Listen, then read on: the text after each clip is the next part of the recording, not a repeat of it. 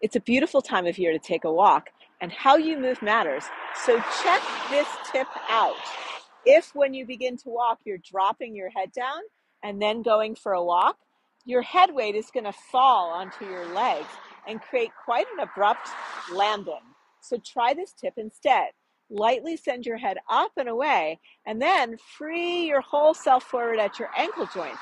I call that timber. So I'm using my ankles as the fulcrum and then letting my knees swing forward.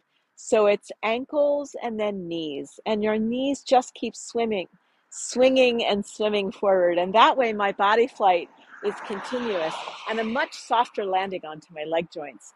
Check that tip out. Let me know how you do. Share the video and check back soon for more video tips.